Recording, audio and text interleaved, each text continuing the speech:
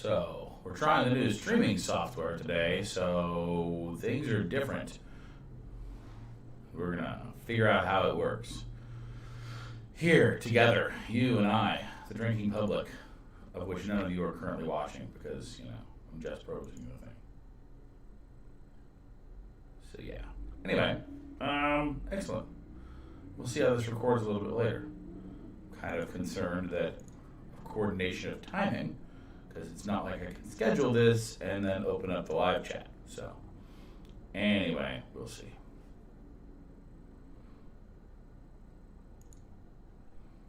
Unless I can't really hear myself, which is weird.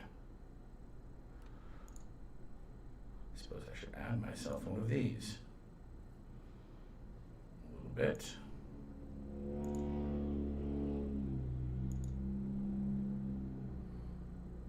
Okay. No? Maybe not. Maybe not. There it is. So let's test that. Test it.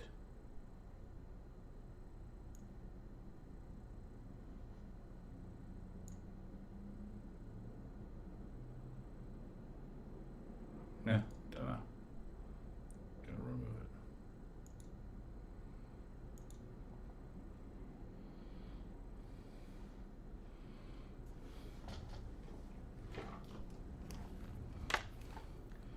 But you know, I guess I don't really need to hear you guys anyway, since you're only really on the chat.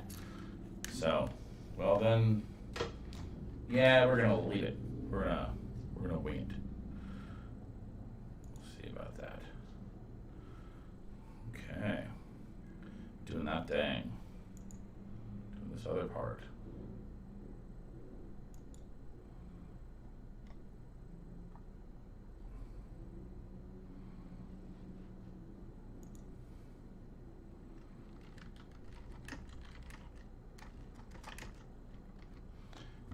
I think Dave and Mary are watching in Facebook. I'm not sure what's going on. We've got weirdness going. But hey, we're going to figure this out, like, together. I had a whole purpose for this, by the way. Not just technology attempting. There's actually a whole separate thing going on where I'm going to show you stuff. I have drive and purpose. You know, educational stuff.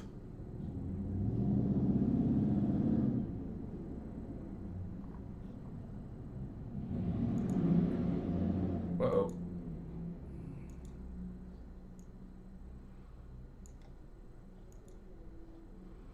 It's not good.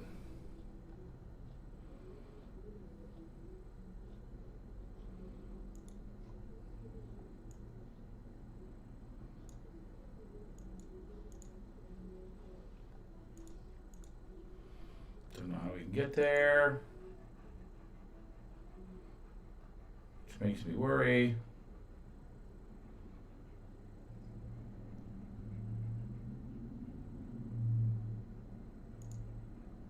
Here we go.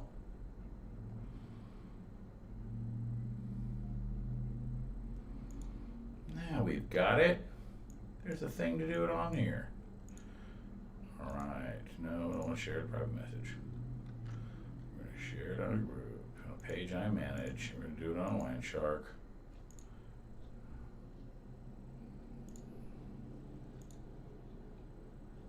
Delete. Instead, do this other thing.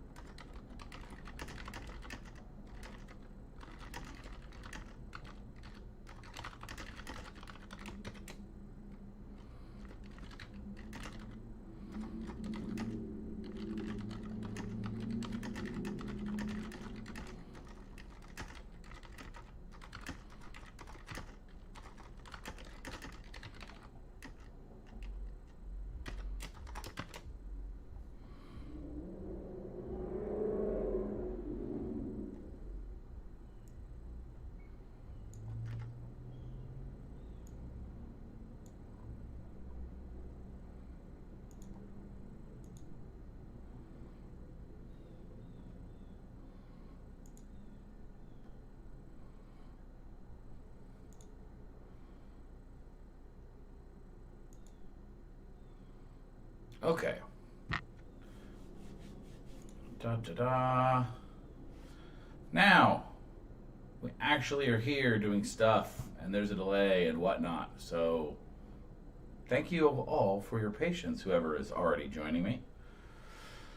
It's almost like I knew what I was doing, but not quite. Just when I think I know what I'm doing, I change it up because we're using our cool new streaming software so that we can do some cool and interesting things with today's show. I'm very excited about that. Basically, we're going to be able to do screen sharing and image stuff and multiple inputs. And while I've just started messing around with it, the basics of it are going to help to today's show. So will be all kinds of good. I'm still actually minding a few things here. I'm going to get the chat popped out so that I can separate it from the rest of things, because that's kind of not really important for me to see those rest of things. All right. But we're also trying to figure out how to make sure I could like share it to Facebook and let everybody know. So anyway, who knows? We're going to close that down and get back down and get down to brass tacks and business. We're going to do the important part. We're going to get to the drinking part.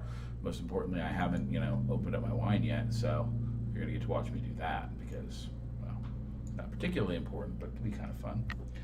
So anyway, hi everybody. Where is my bottle of wine? There's my bottle of wine. It's another fine WineShark Wednesday here with Technical Confusion Day. Now, a little note for you if you're just joining us. Because I'm using the new streaming software, there's also a little bit of a delay in the way that the stream works. So from the amount of time that I type or say stuff in and you guys type out there in chat, sound off if you're in chat, by the way. I want to make sure that it's working the way it's supposed to. It says that we have a few of you as concurrent viewers, so maybe somebody's watching in the dark. Anyway, okay. Anyway, so let's talk about what's new. So new. Well, obviously, number one, new. As the streaming software that I found last week, I'm starting to get more comfortable using, so I'm going to try and do a live stream with it today. This brings us together with some cool options as to, see, there's Donna Den. Hello there. Good deal. So it gives us some opportunities to do things with sharing screens and doing some other stuff. So as I go forward, this show can be even more interactive. I can bring up examples. I can bring in other guests. I can also show you screens and things like that. So you can watch me play games because that's not really a thing, but I love games, but not really the purpose. So, or you can just maybe have we'll just turn on just a direct live cam of me and the dogs kind of at all hours here, and you can just wander in and watch me drink wine. It'd be kind of silly. So yes, time to pour a glass because it's 6 o'clock. More importantly, it's 2020. Saw a great meme about it being 5 o'clock somewhere all year because, well, it's 2020. 2020 is going to suck. Also got new lights in, so that's kind of fun. A little reflecting so that I'm not getting circles and stuff appearing off my glasses. So that's a good thing. So, we've only got the backlight and then the actual screen light, which is significantly less. I'm quite pleased. So here in the now, you've been reverted to the disclosed location. All is well. It's also a nice cloudy afternoon, so the windows are open, so we have this natural ambiance. Hello to you, Mr. John Carey. Welcome. So, today's topic, we're talking fun things today, or rather, we're talking rather silly things today, is what we're talking about. Today, we're going to talk about a pretty common question, I guess. Well, we're going to talk about shapes and sizes of wine glasses. Or, sorry, not wine glasses, wine bottles. Glassware, stuff comes in glass. Bottles are made of glass, therefore, I was thinking wine glasses. Anyway, there are a lot of questions that I get over this type of stuff, and people are always kind of wondering how much it matters, whether it's just a marketing gimmick or what other things that we're going to talk about. So, in other words, this is just one of those kind of interesting, fun, random topics, but with a lot of actual funky, cool detail. I've got some live examples. We've got some photographic examples we're going to share for you from the inner tubes, and then we'll go from there. Oh, well, hello to Dave and Mary up there in the far northlands of Minnesota. It's good to see you guys. So, anyway, this is wine bottle shapes and sizes. So, first off, let me say that wine bottles are fairly new as far as the modern, they go along and they coalesce with the modern wine world, 18th century, that kind of thing, before they become the modern thing that we know today, about 100 years later. So the bottle actually predates the uses of cork and other types of closures that we all kind of associate with wine today. So the bottle is kind of an old school part of winemaking. But even back into history, before glass making had really come into its own, wine was stored in a lot of other vessels. So the bottle, all things considered, in wine's 4,000 plus year history, is still a relative newcomer on the block. But glass is sturdy, glass is showy, glass is repurposable. You can refill bottles. Has lots of good utilitarian purpose behind its function and by its use in wine. So I want to make sure that we talk about a little bit about just what that means, and mostly about why wine bottles might be shaped hither and yon. And the answers are kind of wrapped in both purpose and in tradition, and with the bottle having a foot planted squarely on each side of this divide. There are probably about 4 or 5 primary styles of bottle that we talk about, and that we see fairly often when we go to the grocery store or to the wine store, etc. That most people are familiar with. And we're going to go through those, and we're going to talk about some of the ones that are a little bit less common. And then we're also going to talk about the many different sizes that come along with them, and then we have a super secret bit about one of the most probably questionable, or controversial, or mysteries of the world of the wine bottle. So we're going to start with probably the most widespread example that we think of, and that is the Bordeaux style of bottle. Okay, so the Bordeaux bottle is what I think most people think of, and they conjure in their minds when they think of a wine bottle. It's basically largely cylindrical, with sharp shoulders and a relatively short neck for its overall length.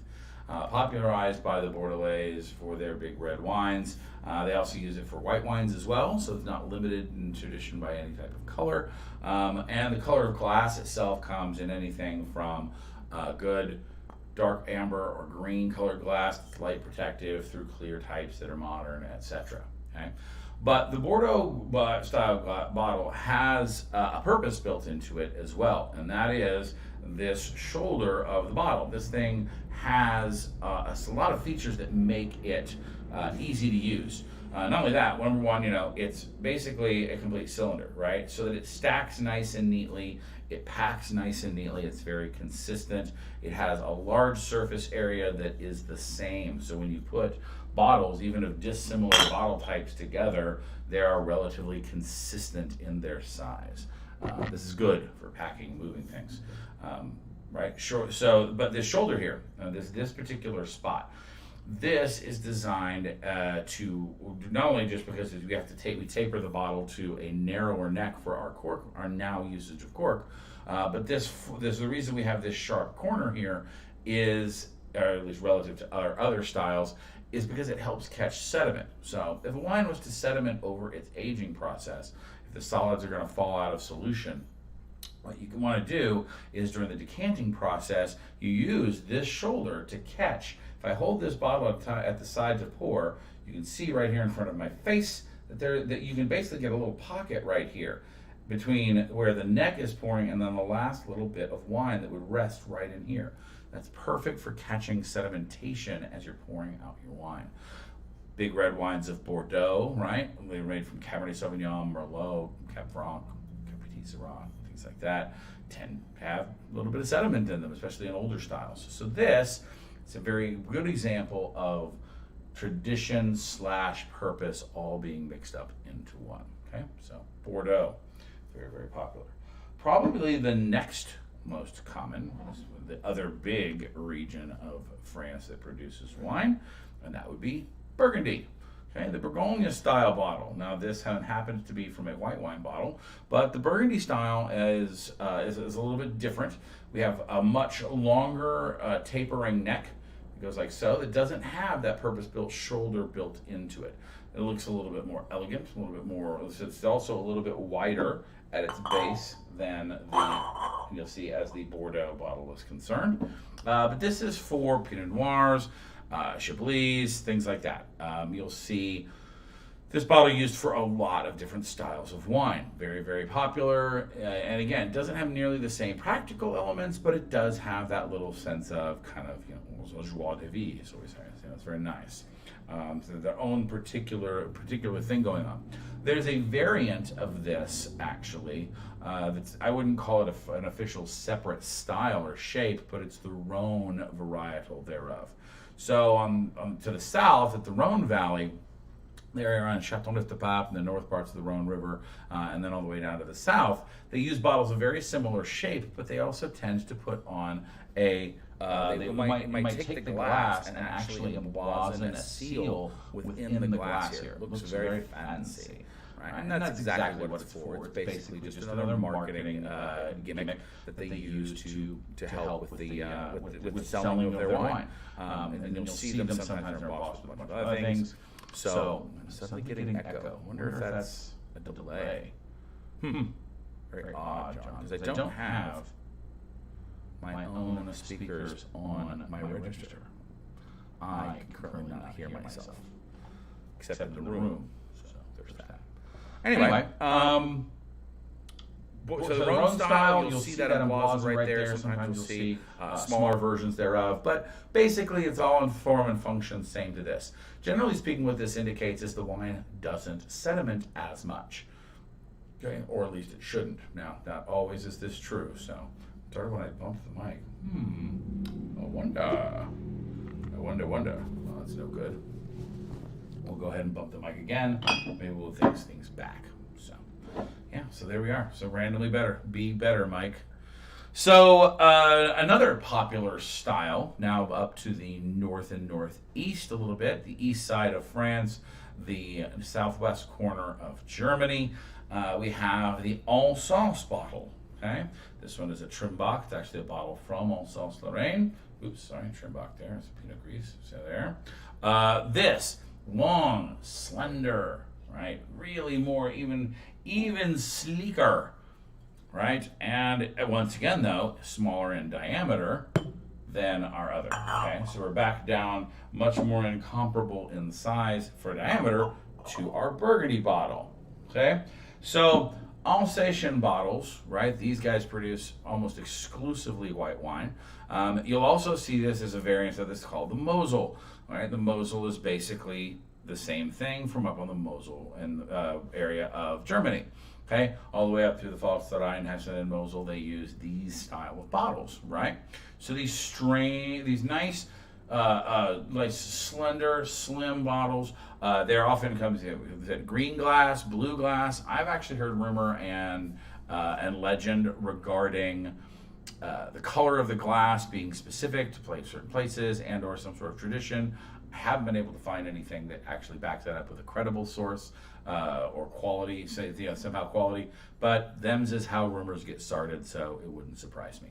So we have here the Pinot Gris, right? So now there is also a sub-variant of this that is called the Rhine bottle, and the Rhine bottle is even more slender, a little bit taller. Actually, tends to be, it looks more slender because it is slightly taller. So you may actually get some of those in there as well. But in basic shape, form, and function, they're all about the same. So whether it's green glass, brown glass, blue glass, all about the same. Okay. I even think I heard once that blue glasses ones were only for export, but again, no actual reliable word on that. So take it with the saltiest of salt grains. Now, because I was running around like a chicken with my head cut off, I of course forgot my other example that's sitting in the other room. So rather than walk out there and grab it, I will simply describe to you the champagne bottle. So champagne and sparkling wines have bottles that meet their own particular needs and criteria. Specifically, we're talking about the extra atmospheres of pressure that are held within them. Generally speaking, they're very similar to a Burgundy bottle because, well, guess what? Champagne's actually not that far from Burgundy. So they tend to be a little bit wider around. The glass overall is thicker, and they tend to have a more pronounced inward punt on the bottom. We're going to talk about the punt much later on. But anyway, the idea that these thicker vessels, and they also have a differently designed final neck. They have a particular type of ridge that is rounded, that basically is used to help hold that bail, which keeps your cork on under all that pressure. So you'll see that champagne bottles, while very similar, do have a unique style all their own. Okay, so those are probably the 4 most common things I think you're going to see almost all over the place. Almost every big wine category, and even new winemakers that don't have categories of their own, tend to fall into those. Now, again, a lot of that is a price issue, right? You're paying for those bottles to ship out of your winery, so you want to make sure you economize, and you pick the bottle that you like and that is equivalent to what your needs are. So let's talk about some of the less known ones here. All right, let's see if we can actually play around with our little software here and go ahead and do this. Let us go switch over to our bottles view. So this is an example of a Provence bottle. Okay, so Provence, south of France, the home of rosé, have these cool kind of double hourglass bottles, right? This kind of fish-shaped bottle. Very iconic for seeing their styles of wine. Again, if you think about history here, this is an example where, looking back over the course of when Bordeaux, Burgundy, Champagne, everybody's trying to put their mark on the map, basically in the 1800s. This is yet another attempt to say ours are different. I don't know of any specific purpose behind these, although many of them tend to be made of clear glass. That clear glass shows off the color of their rosé wines, which is a primary purpose for probably primary selling point that they use. Okay, so then we have the Boxboyte. Boxboyte, right? This is Boxboyte is a German style. The one in the rear of this photograph is far more common for what you're going to see, but it is basically a unique form within Germany of wines that are made around the area of Franken, which is near Würzburg, so the east part of Germany. This is a tradition, right? These bottles are squat and wide. Now, the one example on the right you'll see is a very old-fashioned style. It has both that seal, similar to what we were talking about with the Rhone, but it's a full squatty body round bottle. Not very practical when it comes to packing and shipping. The newer versions, the one that you'll see there in the back, if they were to turn that 90 degrees, you would actually see that it has flat front and back sides. Those flat fronts and backs are able to help them be stacked and more efficiently, or boxed more efficiently, for current and modern shipping. So very cool little bottles. I actually had one of these at a show last weekend from a delightful little Müller-Thurgau called Golf 19. Unfortunately, I left all the bottles with the client because that is how I do, and I did not have time to go fetch a new one for this specific show. So that is the Boxboyte. Now, this next bottle is probably not on most people's radar. It actually, even as a somm, it's not on my radar because the style of wine is kind of the eclectic, weird, dude, you've never heard of this band kind of wine. And that is Vengeance. Vengeance, made in the Jura region of France, is similar in style and taste to a Shiraz or a sherry. Okay, it's similar like a dry sherry. It has a unique style of bottle as you see here. However, it is not a fortified wine like sherry is, but it has that dry, walnutty, very, very, very astringent and very austere, actually is a better word for it, not astringent, but a very austere taste to it. Wonderful with cheeses and desserts. Because it doesn't bring a ton of sweetness to the table. It provides this otherworldly, separate kind of thing going on. So that is a Vengeance or Jura bottle that you see there. Now, here we are. We're looking at everybody's college room who thought that they were cool. the classic Chianti bottle wrapped in straw. Well, not as traditional as some folks might think.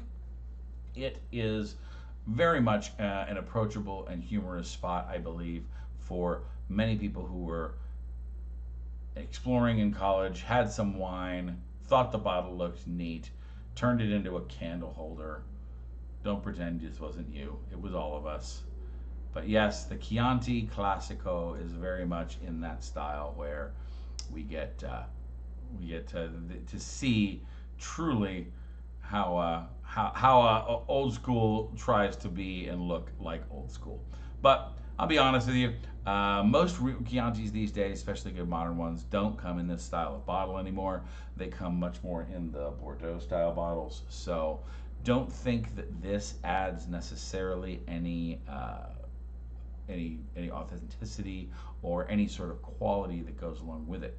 In fact, looking at the label on the bottle of this wine, this is only a DO class wine, Denominazione di Origine. This isn't necessarily a really good one. So anyway, it's not DOCG Chianti or Chianti Classico. But there it is, your Chianti bottle. And then finally, one of the more a unique style itself, displayed here by some excellent vintage ports, is the port bottle. These three particular models here, I could not have asked for a better example of this when I was looking through. And for looking for an open license Creative Commons use, this is it. We see Croft, Taylor Fladgate, and Fonseca. These guys are iconic port producers, and you'll see these heavy, dark bottles, very often embossed with the house of origin. The extra bump right here that you'll see in the middle of the neck there, that little bulge is also there in many styles of bottle. Again, these are designed to be laid down for long lengths of time, for vintage port specifically, so the glass tends to be fairly heavy, gives its quality and also durability. So the cork styles for these also differ from house to house. Some having a traditional wine style cork, some having what I would accommodate more as a liquor style cork, modern ones have a plastic top with a cork attached, meaning that they're designed to be open and closed, knowing that most people don't necessarily consume the whole bottle in one go. So, perfect other example of a final style of wine bottle there. We have the port bottle. All right. So yeah, those are the kind of those are the most popular, and I would call the officially recognized versions. There's actually lots of other shapes out there that are unique. I've seen also some modern versions that look very similar, for instance, to a Voss water bottle, where they are a complete cylinder with a plastic cap that actually is the same size as the thing. You're going to get all kinds of stuff. This is a ground where practicality, tradition, and marketing all kind of vie for a space in the winemaker's choices.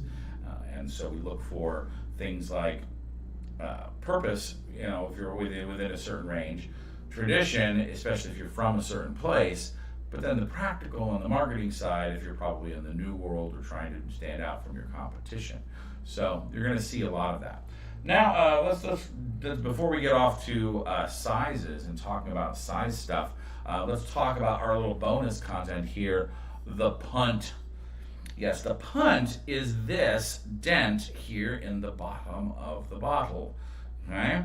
You'll see that this on this Burgundy bottle here is a really good example of a nice deep style of punt. I'm going to use this example over here of our Alsatian bottle. No punt, flat, smooth glass, right? Ridged actually is probably part of the bottle making / production line. That's probably a service to that. But you can see bottles of various styles and qualities may have or may not. So, what's it there for? What's it do? Why is it that way? Why does this one have it and that one doesn't? Once again, the subject of much unbased and moderately controversial opinion. Some folks, you will hear them say that the deeper the punt, the higher quality of the wine. Well, that is a misunderstanding of what originally the punts were for. Original purpose for early glass making techniques was, the fact is, you couldn't do this. You couldn't get a nice, clean, reliable, flat bottom to the bottle, because as you drew the glass out, you would end up having even a small bump here would make the bottle unstable on the table, thereby ruining its whole purpose of having a flat bottom in the first place. So by using this, you could finish off the bottle in this way and push that little bottle in, snap it off, and be on your way with an assurance that this area was where you were keeping the wine at its nice flat purpose. I've also, that modern production, some of the reason that these are retained, so in modern production, you don't need that anymore. Modern glass production, it is very easy, as you can see, to get a flat glass bottom. However, during modern production processes, specifically on some champagnes, the punt remains on there to provide suction during part of the bottling process. It also is, again, if you're running these bottles in line prior to being filled, they actually have a leader effect where the neck of one fits into the punt of the other, and they push each other along like in a conveyor belt fashion.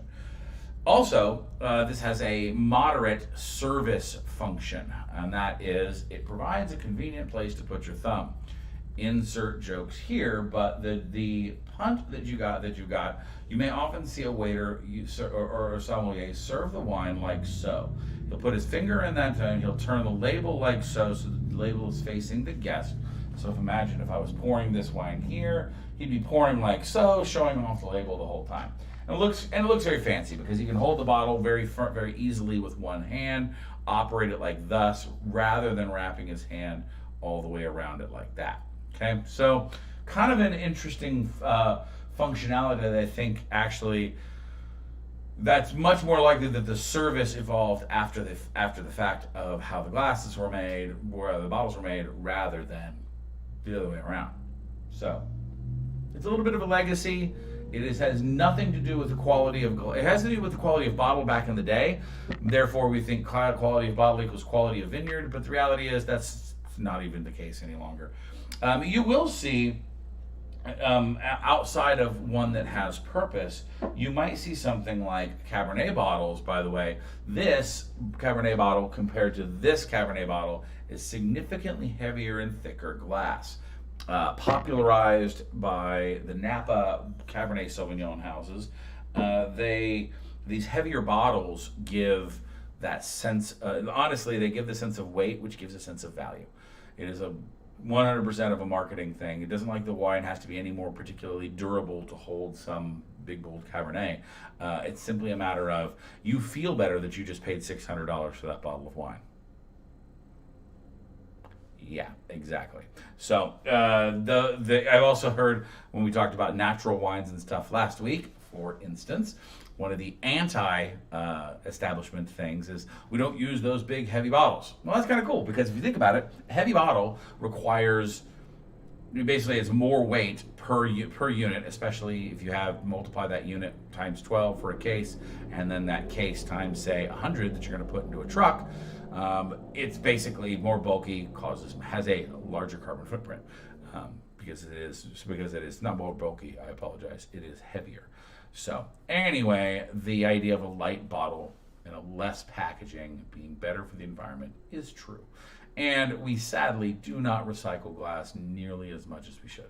Recycling, unfortunately, is much more difficult than we really think it is, and it's too easy sometimes to take shortcuts. So the big bottles are basically just to make you feel better about paying extra for your wine. So, all right. Let's see. Any questions on the chat so far? I'm watching you guys out of the corner of my eye, but I assume that you're just enraptured with me. And that, could be it. I'm willing to take it. So, all right. Anyway, let's see. What else have we got?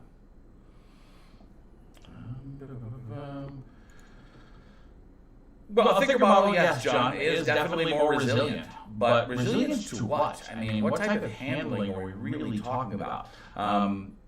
in fact, if you want to, if we would compare, I would say, apples to green apples, you think about this right here is a grocery store level Cabernet Sauvignon.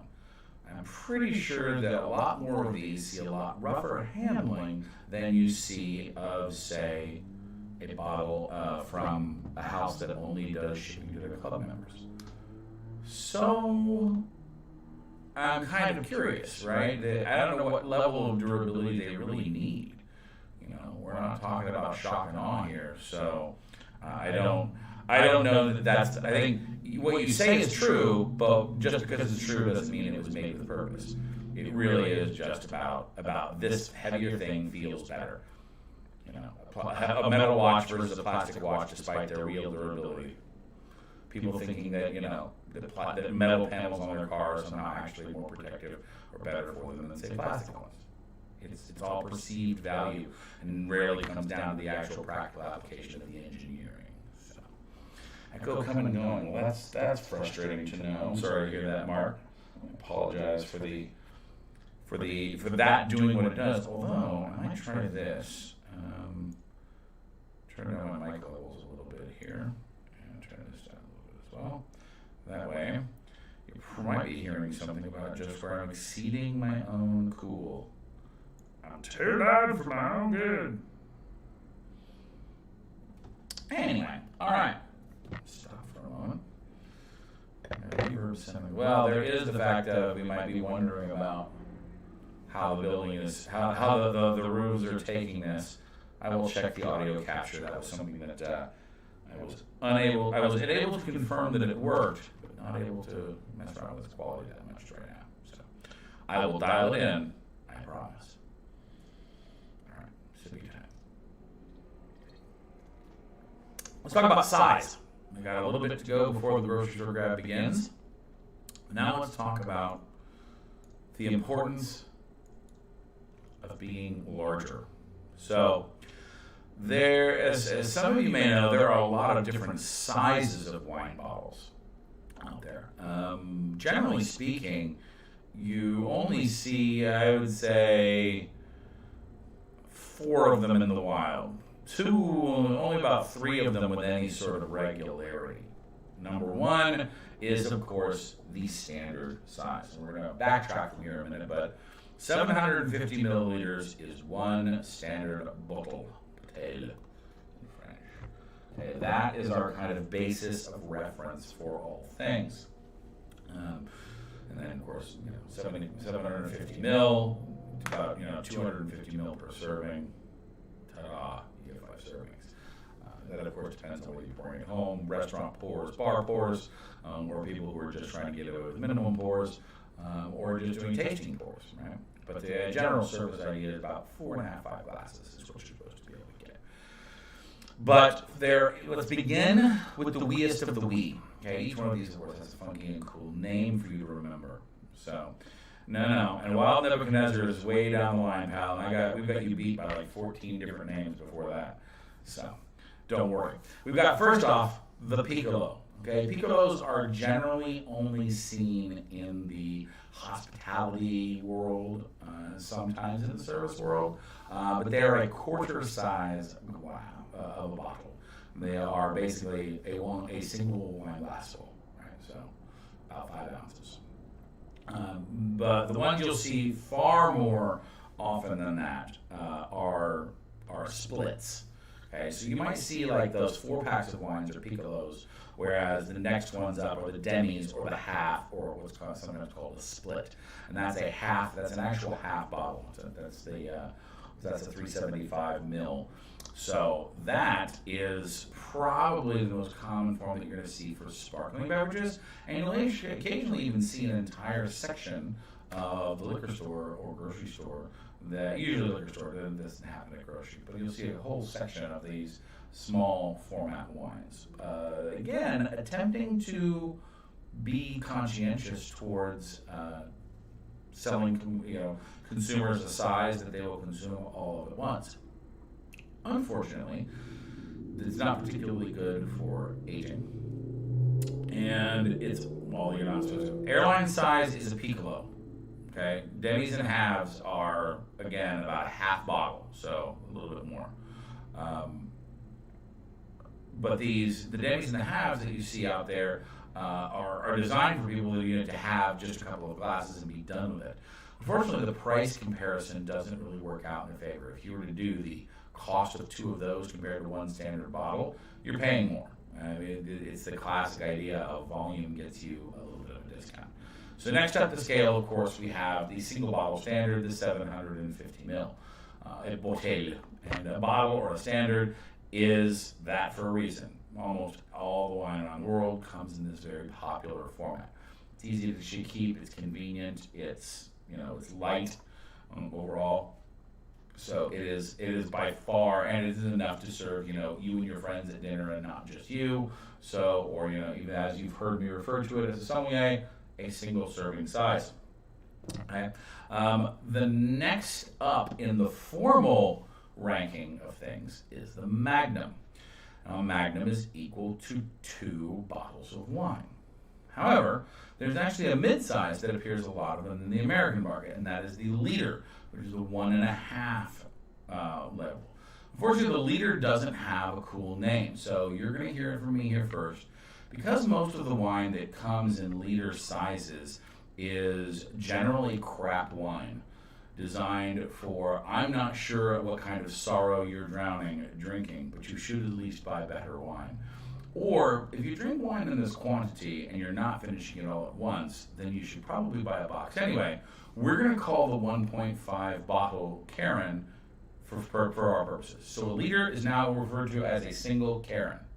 Okay? That is the Karen size, and it's what their barefoot Chardonnay comes in. Next up, the Magnum. Magnum is 2 bottles. Now, from that up, we go to 4 bottles as a double Magnum. Easy and convenient for you to remember, not difficult. Regular is 1, Magnum is 2, double Magnum equals 4. Then we get into the confusing parts of things. Okay, the confusing parts of things because the next ones have multiple purposes depending on the type of wine you have. So you have the Jeroboam. Okay? The Jeroboam is 6 standard bottles, unless it's not still wine. In a sparkling wine, a Jeroboam is only 4. So that same name gets used in 2 places for 2 different sizes of bottle. In sparkling only, if you want 6 bottles, you have a Rehoboam. So Jeroboam and Rehoboam can mean both a 6 bottle still and a 6 bottle sparkling. But if you hear the word Rehoboam, it's only sparkling. Jeroboam might be a 4-bottled sparkling example. Because, by that time, if you've had that many bottles, you're like, fuck it, just bring another one. So, there you go. But now, we go up to the next level, with 8 bottles, is known as Imperial. Okay? Now, Imperial is, yet again, a still-only nickname. For 8 bottles in a single bottle, for an 8-bottle size, that is known as a Methuselah, if it is a sparkling wine. Again, I have not seen a Methuselah used very often at all. Mostly what you see is double magnums for big sporting events, celebrations, and then you get in most of the rest of these things are basically used as marketing tools. You see them set out as examples in winery lobbies, things like that. However, larger format does work better for aging wines that have bottle aging conditions. Specifically, sparkling wines. The reason that so many of these sparkling wine have special nicknames is because these versions are said to blend better. The flavors overall are nicer and more. Nicer is just such a soft word. They tend to be more elegant and more pronounced. They have more definition in larger format. So, for instance, you don't want to take a split of a champagne and store it for many years. You want to take a Methuselah and do it. So you've got 8 whole bottles inside. And obviously a pretty damn good occasion to consume all 8 at once, because we're not capping that bad boy back up. Then from there up, we still have more names of biblical kings. The Salamansar is 12 bottles large. The Balthazar is 16 bottles large.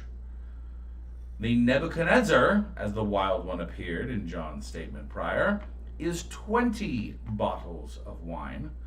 But to rule them all, at the top of the pile is, of course, King Solomon at 24 bottles. So that is a lot of wine, if we think about that. That is a whole hell of a party. And relatively speaking, when we're talking about, simply, glasses per, right? I mean, you can serve your entire party on one of such things. Although, again, I have seen very few of them, and because they're used for marketing purposes, the drinkability, usability factor is kind of, who's going to have to, want a forklift to have to dump over your wine and pour out, a bottle? Or maybe, get a siphon and a pump. Not exactly the most elegant presentation for your guests, especially when you've got a bottle of wine that probably costs, a college education or more. 18,000, glass, worth. Jeez, it's a ton. 18,000 milliliters at what? At 250 a glass. So it's only 72 glasses. You're right, that's a small party. It's not terrible. So anyway, so most of that information is completely useless to you. It's going to be of interest only as an interesting talking point, and so you can say, hey, I know what that is. Although the difference in identifying the larger ones without comparison to nearby other ones is a difficult task. So testing the difference between an Imperial and a Salamansar is like, you've got to have the eyeball for it to know it, because the difference between 8 and 12 bottles at a distance, or even just standing right next to you, you're like, I don't know, it's a big ass bottle. So, however, you're going to see Magnums and double Magnums around fairly frequently, so by comparison. So, anyway, so that is your study on shapes and sizes. When it comes to comments and stuff, tell me about the biggest bottle that you guys have ever had. What's the bottle that you guys have liked to consume, and what was the occasion? Because I assume with big bottles come big occasions, so such that it was. You can put it in a water fountain dispenser. There you go, Mary. Mary and Dave have a great point. We'll just take the whole affair. We'll just turn it up on its end like so, glug glug glug, and instead of having the Brita guy come in every week to our office, we'll just sit there and have, a nice Pinot Noir to have. You know what? I think it would make everybody's office environment a hell of a lot more respectful, a lot more fun. Let's just admit it. Excellent. I do indeed love it. All right, it's time for the grocery store grab. Yay! And we had some improvised grocery store grabbing today because of some confusion on moi's part, but I have always got something up my proverbial wine sommelier sleeve. So, for those of you that are not familiar with the grocery store grab is our attempt to help get the best value per dollar for wines found at non-specialty and non-big box retailers. So, we choose wines without prior research. We try and reward good labeling as a method of getting to get your product into customers' hands. Tell us what your wine is like on the outside so that we can make judgments about what's on the inside. You hear many people talk about just buying wine for the label, and while that's a perfectly valid thing to help explore and randomize, it's certainly not a good guarantee of quality. So we want to reward winemakers that put the right types of information on their label. Today's example thereof is the Curious Beasts Cabernet Sauvignon. Now, I've got to say, this is kind of the best of both worlds. I've seen this label before, probably have encountered it at some point in time in my past. But it is a wine that regularly comes out, especially hard and awesome here at the time around the fall when hot season's coming around. Now, by the way, we will be doing all of the wines in October. Will be various versions of haunt-themed wines, out of tribute to some of my friends who work in the haunt industry, which is suffering about as much as the sommelier industry right now. So it really sucks. But let me tell you, the Curious Beast is a pretty interesting thing because, one, they have got some badass labeling. When it comes to grabbing your attention on the side, they've got this badass sugar skull. They've got the the bright purple embossed paint going on, so they're not just doing a regular paper label. They've got some interesting and fun text. So, Curious Beasts Cabernet Sauvignon. The good news, what I love about this bottle is it is both eye-catching and practical. It has all the right things going on. Its name is color contrast separated out so it doesn't get lost in all the purple. Okay, same thing with its varietal, Cabernet Sauvignon. So quickly I can identify that's the brand name, that's the grape type. Hooray! They've on their neck foil they have their theme about being, which is their kind of theme for this wine, which is dark as night, rich as sin, and scary good. Oh yes, it's most excellent. I love it indeed. Well, it's also got this excellent sugar skull and Los Dia de Muertos theme on the back and the front, which I find delightful and charming. So just the look alone is pretty cool. But rubber meeting road, right? What we want to know on a good wine label is that it should show us what's in the bottle, where the grape's grown. Both of these, the more specific, the better. What does the wine taste like? Give me flavor words that even if I don't know anything about wine grapes themselves, I should be able to find flavors words that I recognize. Okay, so if I'm new to wine and I don't know what Cabernet Sauvignon is, tell me a little bit about what it is. And then of course, food pairings. If you're really going to be at the top of the pile, you really ought to tell us about food, because most people tend to drink wine with food at one time or another, and it's by far the most common question I get as a sommelier is about food and wine pairing. So food pairings and good specific ones, not generic ones, are also get you extra points as far as we are concerned for WineShark. So next up, we're going to take a look at the back of the bottle here. So on the back of the bottle, it's got the Curious Beast label again. On the back, it's got the same sort of offset with its color. 40 pounds plus the bottle. Yeah, that's still. Try picking them. Mark, you're going to grab a 40-pound bottle of wine that costs, like I said, the cost of a small Audi, and just gonna grab it in your arms and pour it over. Come on, man. Safety third, right? All right. So yes, Curious Beasts, a sinfully delicious Cabernet Sauvignon. Now, the rest of their type is in the same purple, which I wish it kind of wasn't, but oh well. So still, it says that it is heartily grown in the magical and mystical vineyards of California. The dark cherry and decadent chocolate aromas mingle with rich and robust dark fruits and vanilla oak spice. Dark as night, rich as sin, and scary good. So they repeat their marketing there, but that is a perfect example of flavor words in our description. They gave us California because this wine, by the way, at its grocery store price, this was $12.99. It's an inexpensive cab that it is designed to go for that market. So the fact that it is a California Cabernet Sauvignon rather than a specific region is unsurprising. Within its price point, that's pretty normal. So they're not going to get specific because they can't. So that's not necessarily a point against them, because they are not sourcing from single vineyards or anything like that. So such as it is. But they do tell us they are from California, and they give us those specific flavor words. Now, they left out anything about pairing. The opportunities for both humor and for their actual practical food pairings would be pretty good here. I mean, come on.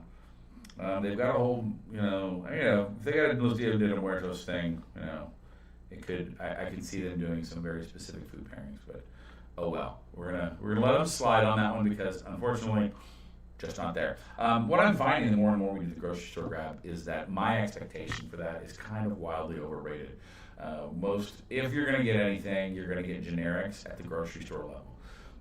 Only a few wineries bother to even address the food issue and to let alone get specific. Okay, so if it's a marketing department writing it who thinks about food, they're writing it off as a second thought. They're not being specific. And then if they're on the higher end, they're going, it's not my job, I'm going to stay in my lane. So that may be something that, it's basically only good for bonus points, because overall, from the label position, You know, it's attractive. It tells us what it is. It tells us what it should taste like. Not bad. So let's find out how it drinks. Now, I've obviously already had a sip or three, but let's do it like more in a formal style here. First things first.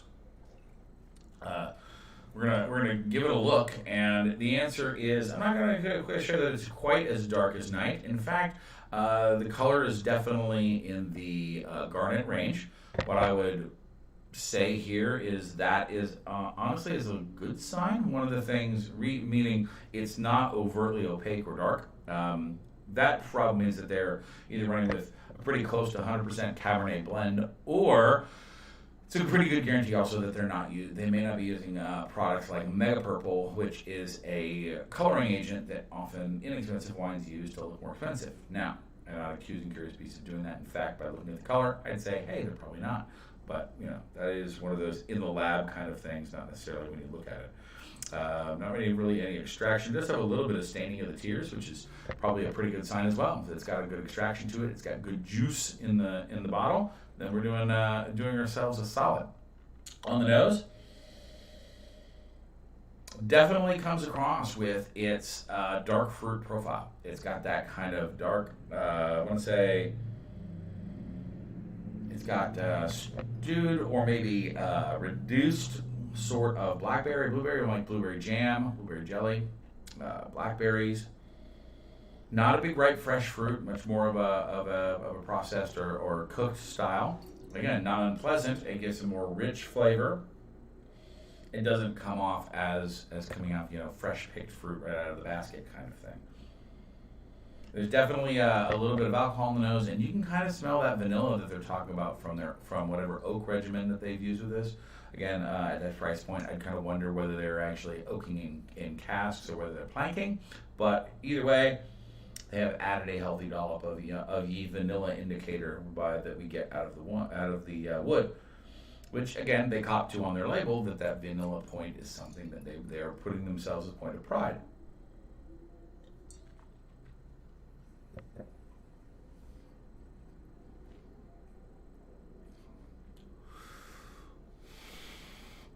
Okay, there's a little brief flash of fresher fruit on that first retronasal. You first breathe in, then breathe out through my nose. And the fruit overall kind of comes across a little haphazard. It's not particularly clean in any one direction, but it is kind of all over the darker end of red and fully into the black fruit palette. So I talk about maybe this is like there's that kind of hint of like grenadine or pomegranate in pomegranate sauce at the very beginning, but then it quickly fades into dark plum, again blackberry jam, boysenberry jam, maybe some syrup kind of thing in there. The alcohol is moderate, although it's labeled as 13.9%. A little bit of that comes across in the palate as a first wave of heat. Temperature on this that I've got it is pretty good, so that shouldn't be. It might, if it had a little bit more fruit oomph, I think it would actually cover and carry that more. And the more I kind of smell, I might get a tiny hint of that Priazine greenness to it, like a little bit of a bell pepper or poblano pepper kind of cut in the background.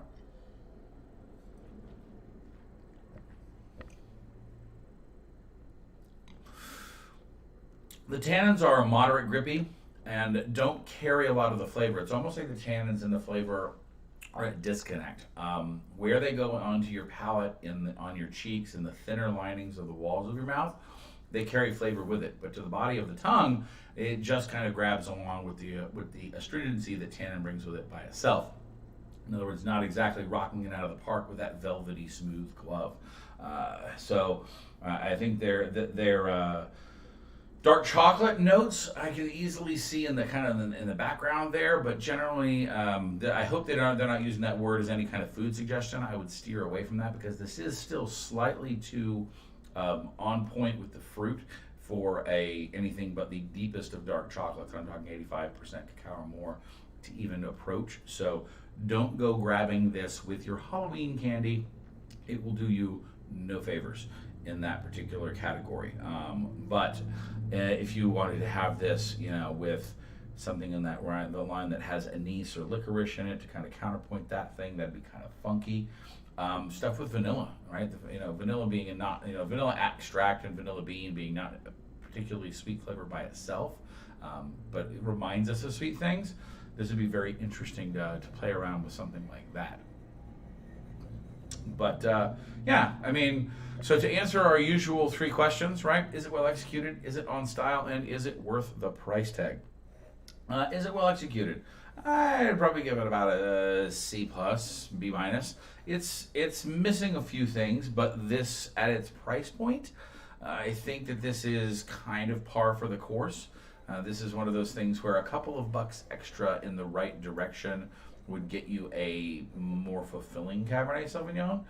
If you're buying this just for the label, you are not doing yourself a huge favor, even though it's not, like I said, it's not an awful wine.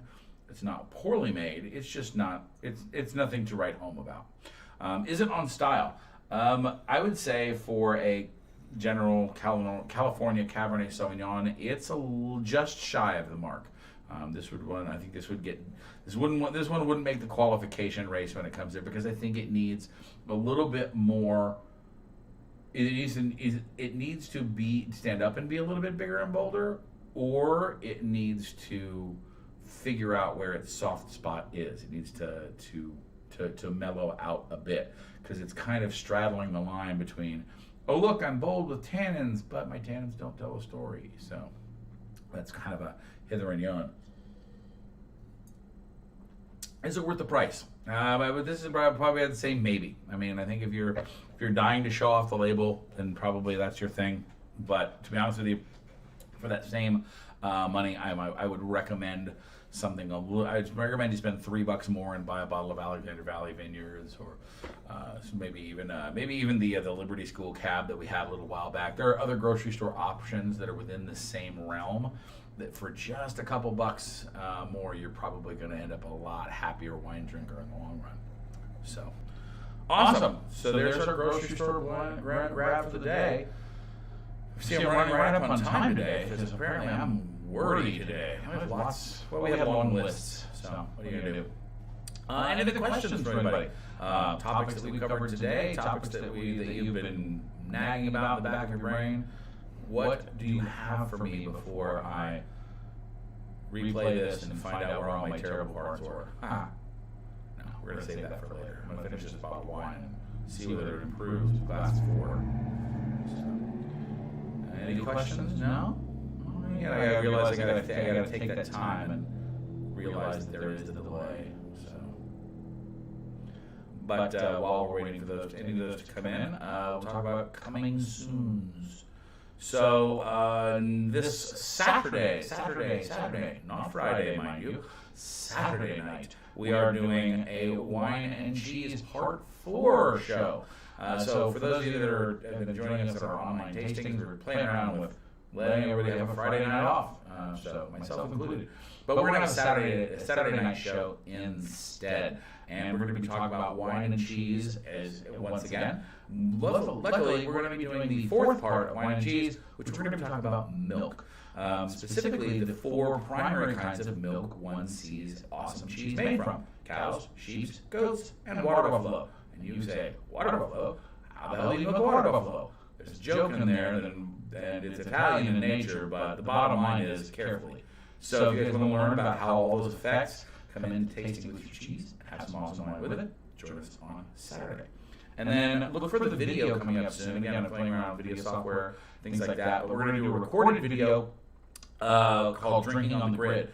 And we're going to explore the Quartermaster Sommelier's deductive wine tasting method, which we affectionately call the grid. And so the grid, there's one for red wine and one for white wine, and it basically is how you analytically break down the wine when you're trying to identify it by blind, basically meaning with no other knowledge than what is in your glass. So your senses are all you have to rely on, and the little wine database in your brain. So it's kind of cool. It's a useful tool to help you explore stuff. I don't use it often in classes simply because it is a rating tool for a specific skill set. It isn't necessarily about qualifying whether a wine is enjoyable or whether a wine is good. It simply qualifies what the wine is or is not. So, but it's a cool and interesting topic. I've been asked about it before, so figure I'd go down those a little bit with you. And again, now playing around with the software where I can then do voiceover and cutbacks and things like that, it should be kind of cool. So, anyway, John says he's going to make it. He's not going to make it on Saturday. Well, I'm sorry to hear that, John. I mean, I know that this is the one time we've done it so far, but we're probably going to try and do once a month.